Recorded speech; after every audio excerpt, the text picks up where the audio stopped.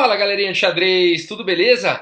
Gente, chegamos então na 12ª rodada de um total de 12 do Campeonato Mundial aí entre o duelo, né, entre o Fabiano Caruana e o Magnus Carlsen. As 11 primeiras partidas terminaram empatadas, então se alguém vencer essa partida de hoje será o campeão mundial. Ou o Magnus Carlsen manterá o seu título ou o Fabiano Caruana será então o novo campeão mundial. Caso a partida termine empatada, haverá então na quarta-feira os desempates, né? Mas será que vai ser preciso? Vamos dar uma olhada nessa partida então. É uma partida realmente muito polêmica na 12ª rodada do Campeonato Mundial. Vamos dar uma olhada em algumas fotos. Por enquanto a Nick Riga ainda não publicou. Eu estava aguardando um pouquinho, mas eu encontrei algumas fotos aí em alguns sites. Aqui o Magnus Carlsen, uma análise aí. Ali em cima, ao lado direito, a Judith Polgar. A gente tem mais uma outra foto aqui. Me desculpem, dessa vez as fotos não estão tão boas quanto ultimamente as da Nick Riga e tudo mais. Mas eu realmente lutei para conseguir algumas fotos aí e consegui no site do The Guardian, tá bom? Vou deixar o link aqui, a referência de onde eu consegui essas fotos. E também vou deixar o link da Nick Riga e do site oficial. Logo mais a gente deve ter belíssimas fotos aí dessa partida, tá bom? Vamos dar uma olhada então nessa partida tão polêmica. E por que ela é tão polêmica? Então o Fabiano Caruana está de brancas e está jogando então, o Magnus Carlsen está jogando de pretas. E o Caruana abre com E4, temos C5, cavalo F3, cavalo C6, D4, peão toma D4, cavalo toma D4, cavalo F6, cavalo C3 e E5. Então a gente tem a mesmíssima posição que já foi jogada duas vezes aí, quando o Caruana estava de brancas, tá bom? Nesse match.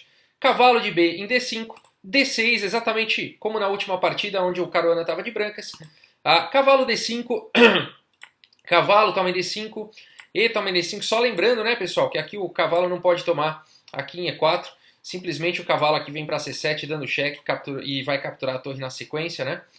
Mais do que isso, né? Aqui na verdade a dama tem que capturar o cavalo, porque se tentar fugir com o rei, vai tomar checkmate aqui com dama G4, e depois de F5, dama toma F5 seria checkmate, tá? Então, na verdade, perderia até a dama nessa posição. Para não tomar checkmate, teria que perder primeiro a dama e depois perder a torre também, né? Ou seja, perder o jogo, né? Então é claro que essa posição já foi jogada entre eles, e aqui o Magnus Carlsen não perde a partida com o cavalo toma em E4 e continua então da mesma forma da partida anterior. Cavalo toma em D5, E toma em D5, o cavalo está atacado, e na partida anterior o Magnus Carlsen voltou aqui para a casa de B8, e nessa partida então ele joga diferente, cavalo em E7, tá bem?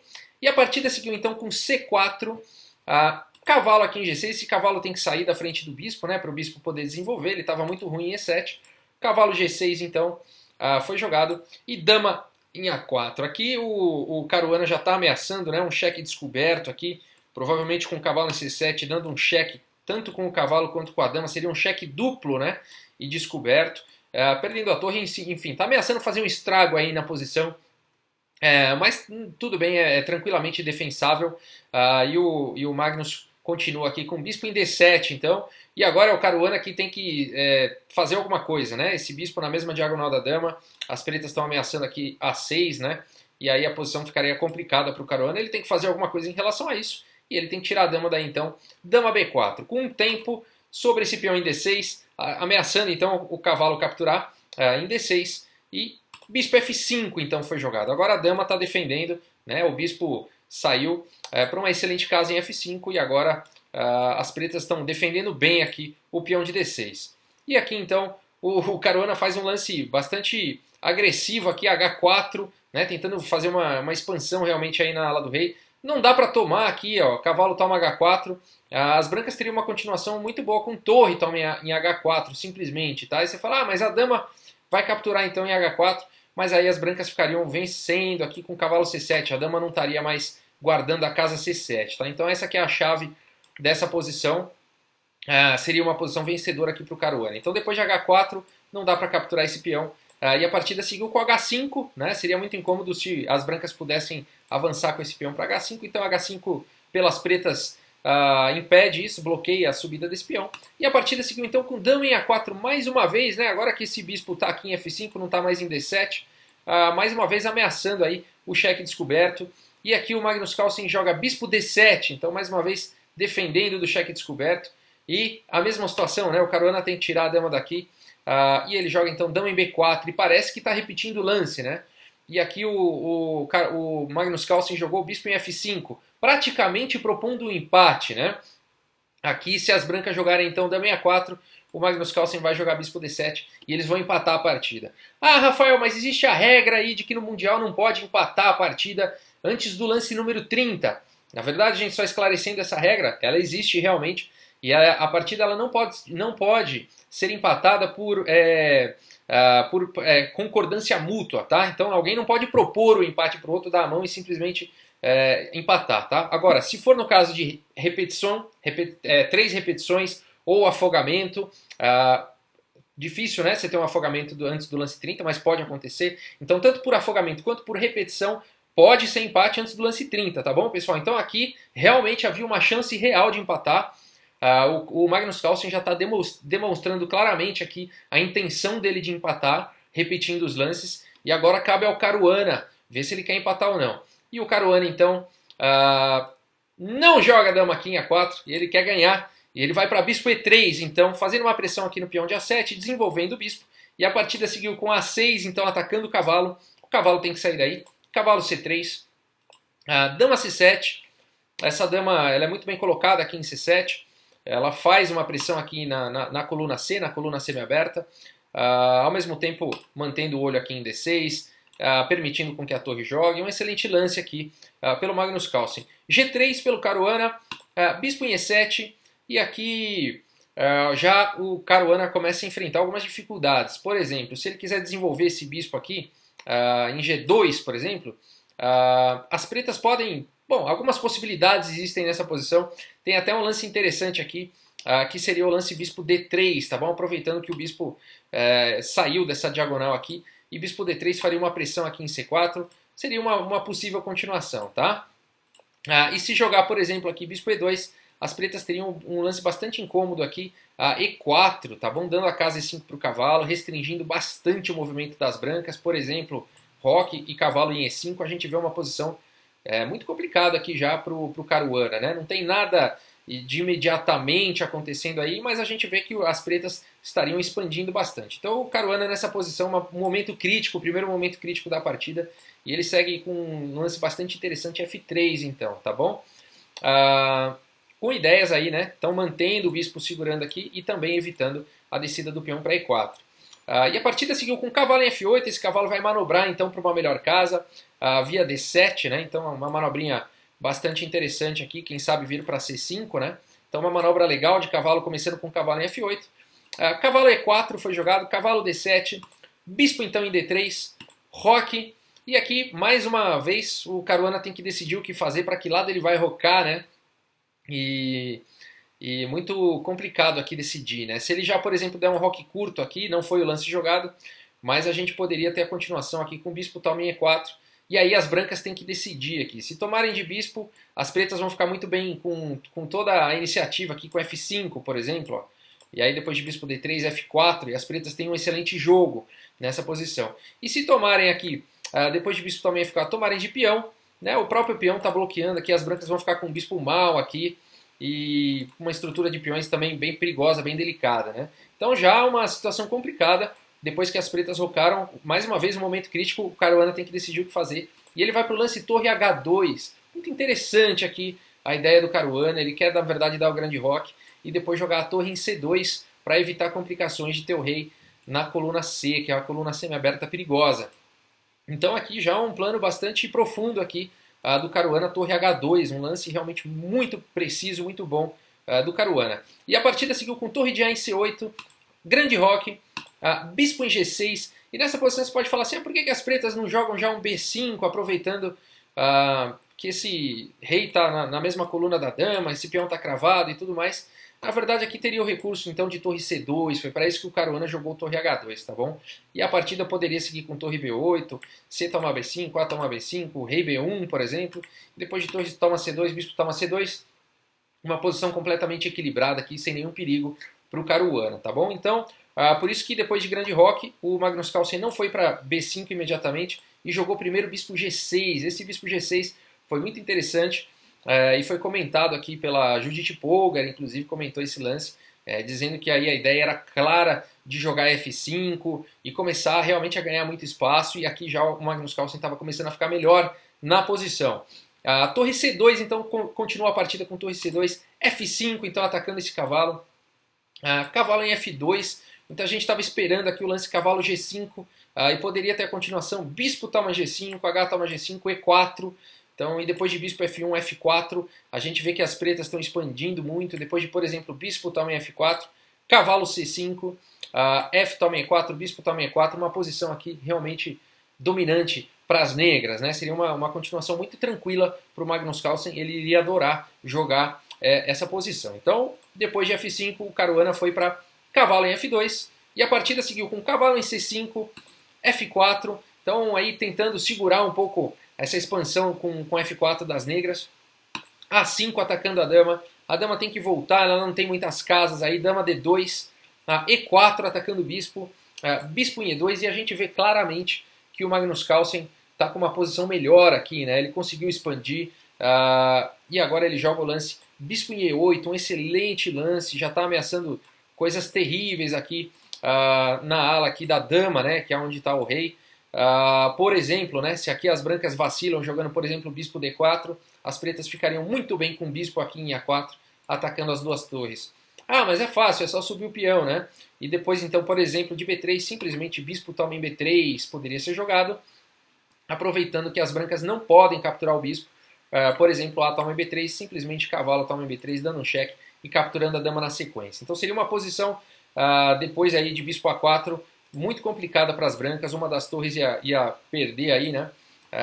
E aí o Magnus Carlsen ia ficar muito bem realmente na partida. Então, bispo E8 com ideias interessantes. O Caruana tem que jogar de forma precisa e ele joga então rei em B1, né, com ideias de que agora não tem mais o cavalo com duplo lá, né? Então se bispo vier em A4, agora sim ele pode jogar B3, tá bom? Então rei B1, já prevendo tudo isso, né? Então rei B1 defendendo.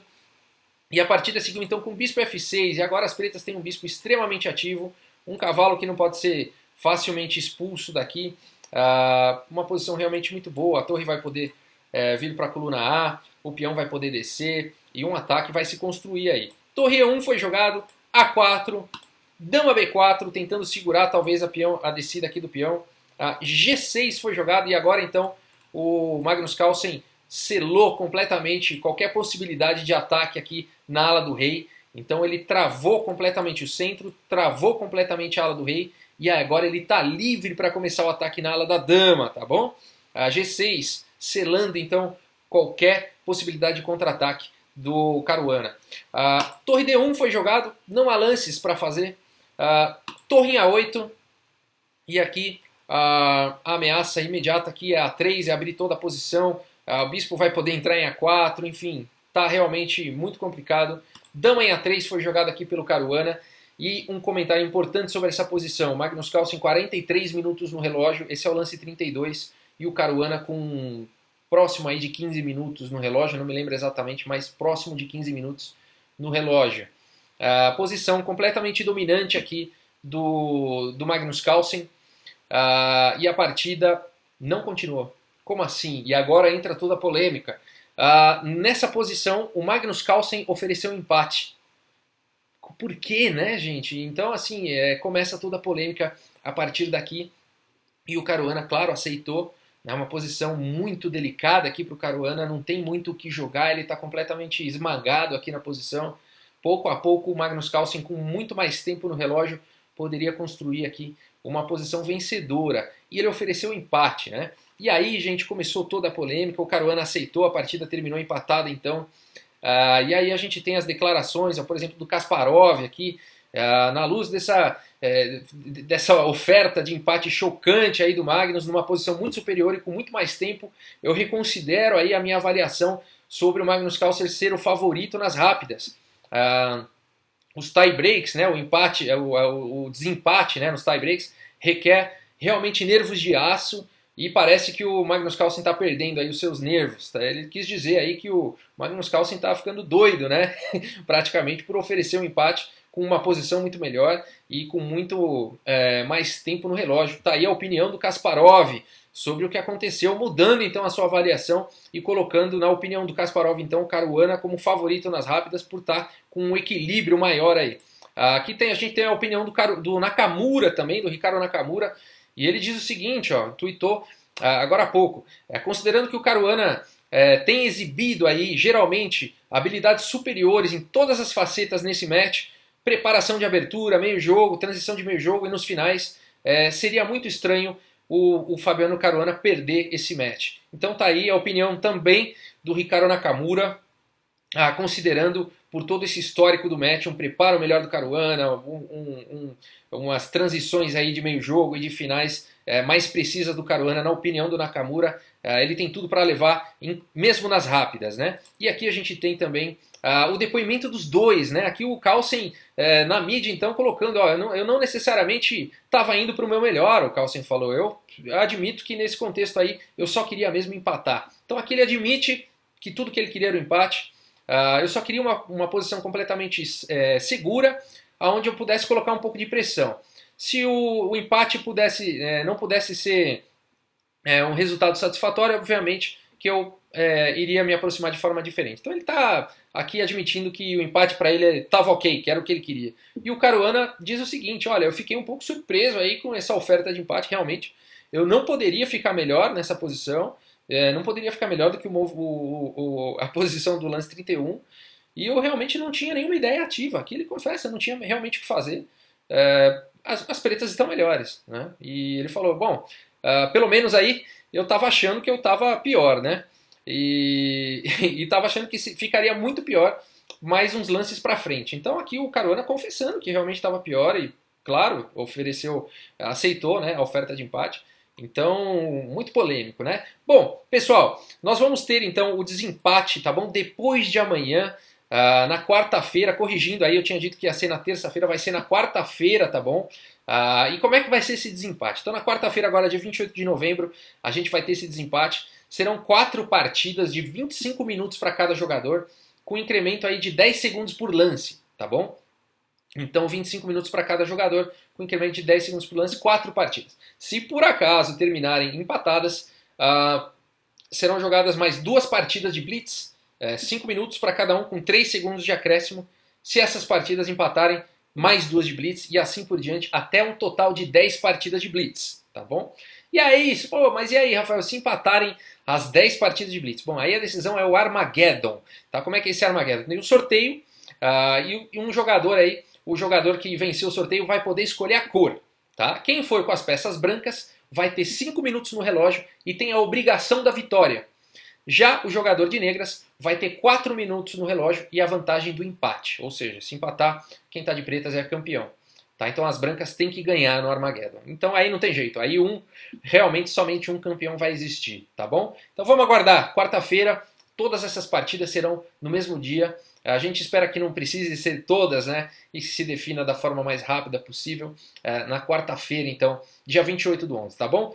Pessoal, quero mandar aqui, em primeiro lugar, os parabéns aqui pro Adiel, do Achada, a Associação Brasileira de Xadrez, a Achada, Associação de Xadrez de Abaetetuba, no Pará, tá bom? Então quero parabenizar aqui o Adiel e toda a equipe da Achada aí, eles estão levando o xadrez para centenas de crianças aí nas escolas, um trabalho muito sério aí, que eles vêm mostrando muitos resultados aí no ensino do xadrez. Parabéns. Quero mandar salve aqui para o professor Luiz Henrique Silva, para o Kellyson Pinheiro, Gabriel Medeiros das Neves, lá de Floripa, salve pessoal de Floripa, para o Christopher Fontenelle, para o Rafael Brandão, do Rio de Janeiro, para o Ernesto Garcia, lá da Angola, para o Fabiano Andrade, do Clube de Xadrez Miramar, de João Pessoa, na Paraíba, um salve aqui para o Antônio Neto, do Clube de Xadrez Cajueiro, de Alagoas, e para o Franklin Ribeiro, lá de Manaus, no Amazonas. E quero mais uma vez agradecer aí a todos vocês, mais uma vez pela audiência. E nos vemos então, amanhã teremos vídeo, não do Mundial, mas como sempre o meu vídeo diário de análise de uma partida interessante. E na quarta-feira então a gente terá a definição de quem será o campeão mundial 2018, tá bom? Beleza, gente, muito obrigado, um grande abraço, até a próxima, valeu!